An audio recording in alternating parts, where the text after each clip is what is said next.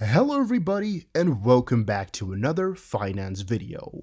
And today we're gonna be talking about the new $3 trillion coronavirus relief bill, which is the second stimulus check that could be coming to Americans.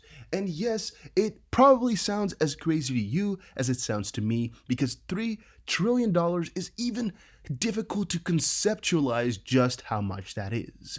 And if you're excited for this video and excited for this news, make sure you help out the channel and help out for the YouTube algorithm by pressing the like button and subscribing. Helps me out a ton and puts a smile on my face as these videos are completely ad-free.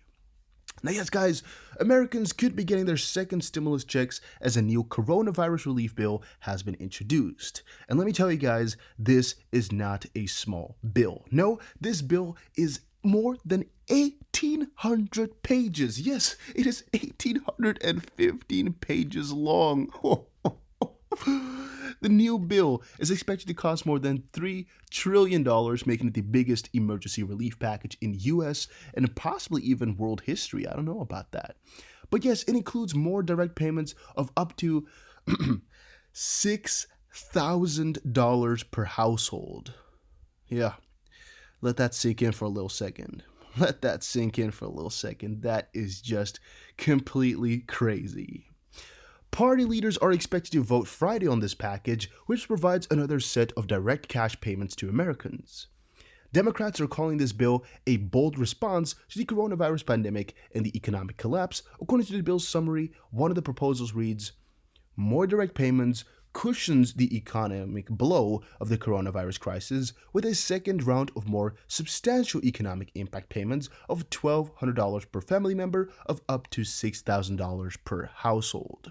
And this whole act is called HEROES Act, and it stands for the Health and Economic Recovery Omnibus Emergency Solutions Act, which is a quite a convenient name, but it really fits it quite well, I would say. And to me, this is just completely insane. It's wow. It's really strange and really crazy. According to reports, the income threshold are the same as in the Coronavirus Aid, Relief, and Economic Security (CARES Act), which was signed into law by President Donald Trump in March. The amount would start to reduce from $1,200 above thresholds of $75,000 and $150,000 respectively.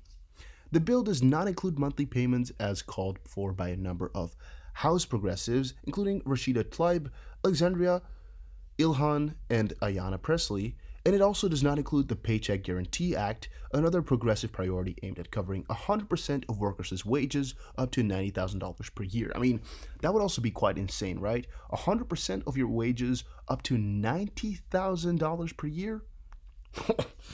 Wow.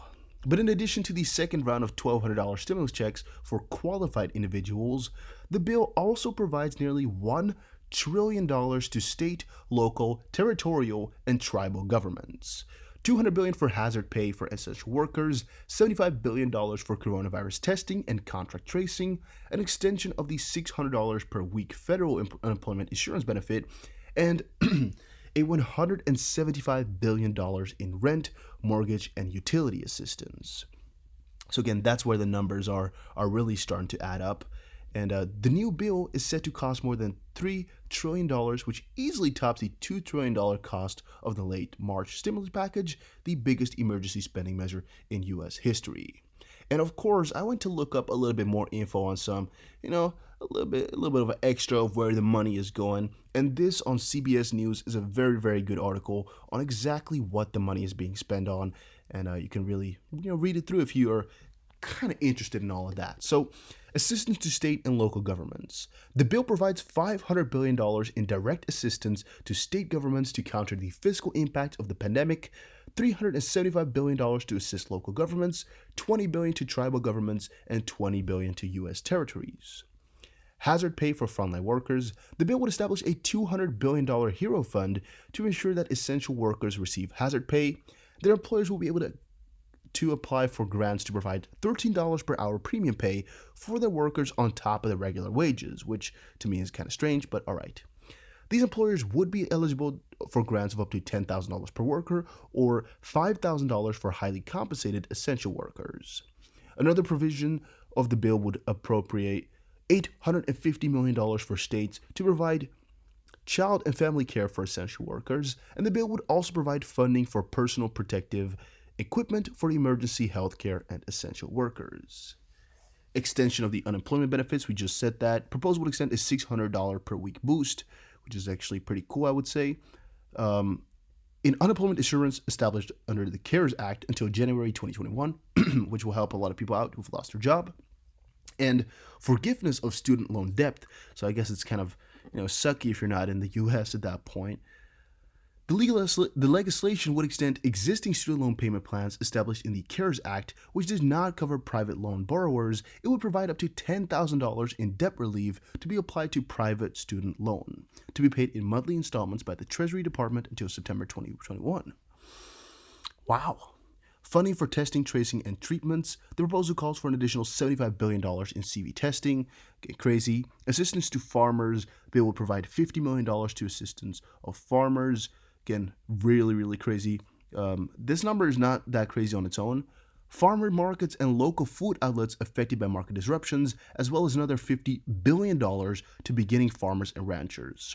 So I'm kind of wondering if he just mistyped and this should have been billion, or if it's only just a small $50 million in comparison to the grand scheme of things, or if this is a miss and it should be 50 million, or what? Because I mean, that's kind of out of proportion, I would say. Just $50 million for assistance to farmers and all of that, but $50 billion for beginning farmers, that's a little bit, in a strange proportion, 1,000 times as much. Protection to renters and homeowners from evictions and foreclosures. Legislation designates $100 billion in emergency assistance to low-income renters to help them avoid eviction. It would also provide $75 billion to states, territories, and tribes to help homeowners with direct assistance to mortgage payments. And of course, the direct payments to Americans of $1,200 for every family member. And the HERO Act gives $25 billion in assistance to the Postal Service, which is expected to run out of money by late September without congressional assistance. And last but not least, election security. The bill allocates $3.6 billion in grants to states for planning and preparations of elections, as well as to bolster election security. Several progressive groups have called for election assistance to be included in the next coronavirus relief bill, which to me is also another really strange thing to conceptualize and understand and kind of accept, as I would say, like, go easy on that then, because I think $3.6 billion is a little bit much for planning and preparation of elections. Can't you do it a little bit less, like maybe 500 times less? But, everybody their own thing. If you need $3.6 billion for that, well, you do you. You can print as much money as you want. I'm happy I don't have the dollar, and, that was it for you. If you're happy, well, go ahead and be happy. If you're sad, let me know in the comments section down below. That was it for this video. Hopefully you all enjoyed it, and it's going to be a crazy month, guys. It's going to be a very, very crazy month.